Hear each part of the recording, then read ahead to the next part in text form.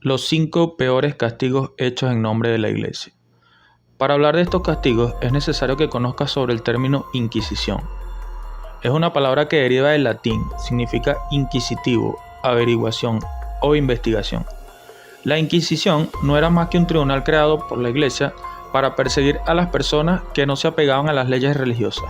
Esas personas eran conocidas como herejes y eran acusados de herejía.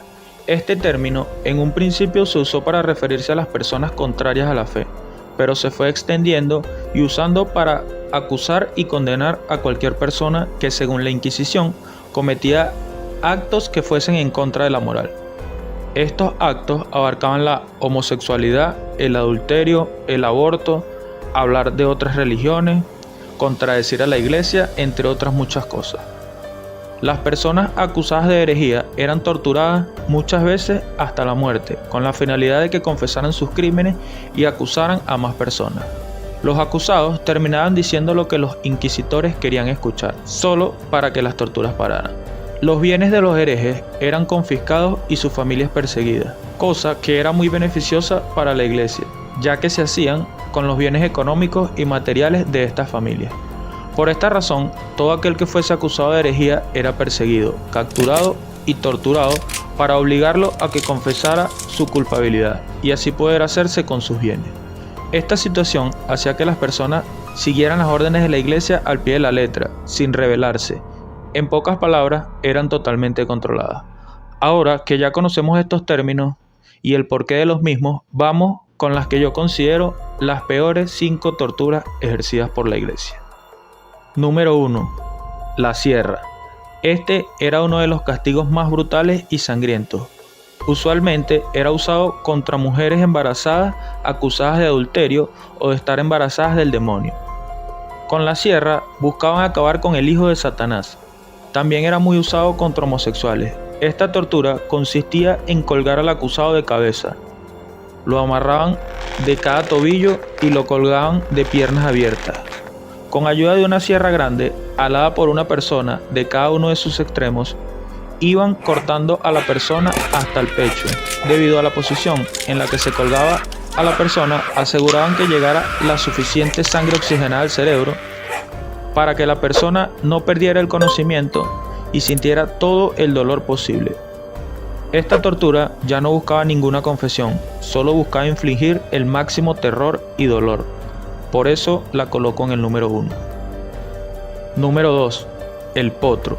Esta tortura fue muy conocida y ampliamente usada gracias a su sencillez, su fácil construcción y su efectividad a la hora de que el acusado confesara o dijera exactamente lo que los inquisitores querían escuchar. Dicha tortura estaba formada por un caballete sobre el cual era acostado el acusado y funcionaba de la siguiente manera. Sobre el caballete o a veces sobre una mesa, la persona acostada era atada de cada extremidad. Estas cuerdas con las que eran atadas iban enrolladas en una rueda giratoria.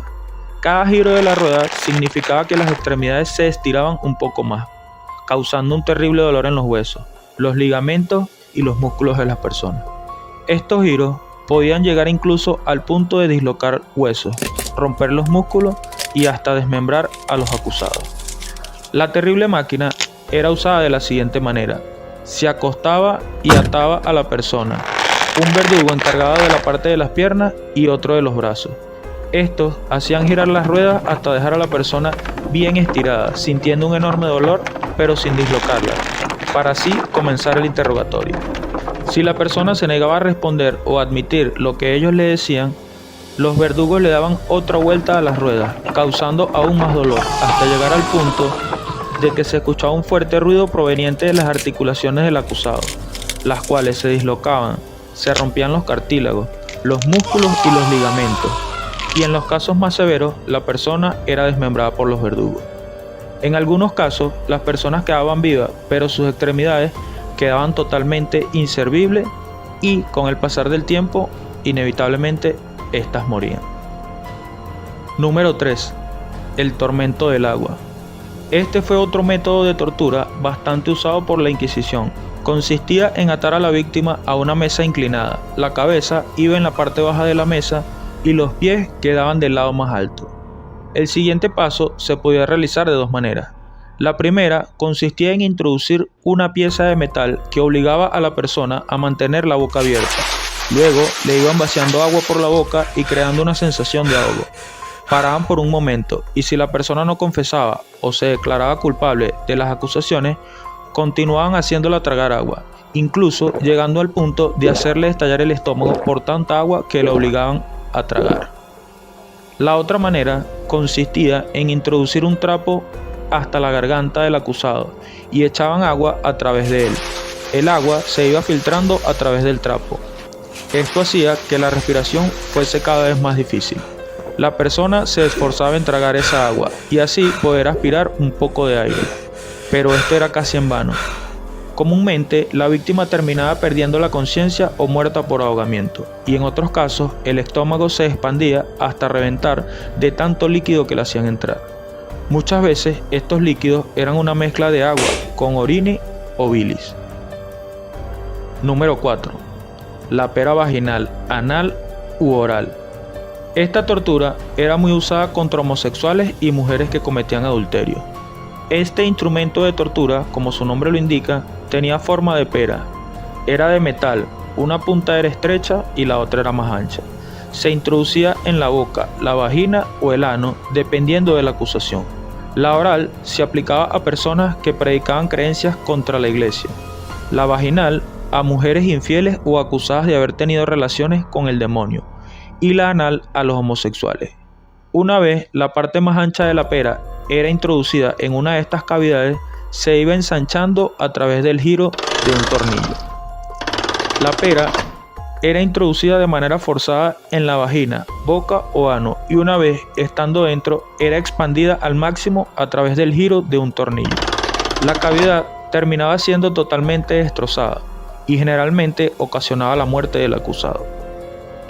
Cuando era en la boca, esta separaba la mandíbula del cráneo, dañaba dientes y todo a su paso. Cuando era en la vagina o ano, desgarraba los intestinos y los órganos cercanos, significando así una muerte lenta y dolorosa para el acusado. Número 5. La garrucha. Este fue otro método de tortura ampliamente usado, ya que era bastante fácil de llevar a cabo. Este consistía en llevar los brazos del acusado detrás de su espalda y atar ambas muñecas. Seguidamente, del nudo de las muñecas era alzado por una soga larga, la cual pasaba por una polea. Así podían alzar y bajar a la persona a voluntad, con solo alar o soltar el otro extremo de la cuerda. La manera en que la usaban era la siguiente. Después de atar al acusado, lo subían lo más alto posible y la persona quedaba colgando con los brazos por la espalda, lo cual ya causaba una gran incomodidad, acompañada de un gran dolor. Luego soltaban la cuerda y la persona bajaba en caída libre. Faltando poco para tocar el piso, frenaban la cuerda, lo cual hacía que la persona se detuviera bruscamente. Esto ocasionaba que los hombros se salieran de su cavidad, se rompieran los ligamentos, se fracturaran las muñecas y la persona sintiera un dolor indescriptible. Dejaban a la persona suspendida, lo cual seguía generando tensión en las partes dañadas. Pero no termina ahí. Esto lo van haciendo repetidas veces y a diferentes niveles. La persona termina por perder uno o ambos brazos. Las muñecas quedan inservibles e irreconocibles y muchas veces dejaban a la persona colgada hasta que muriera.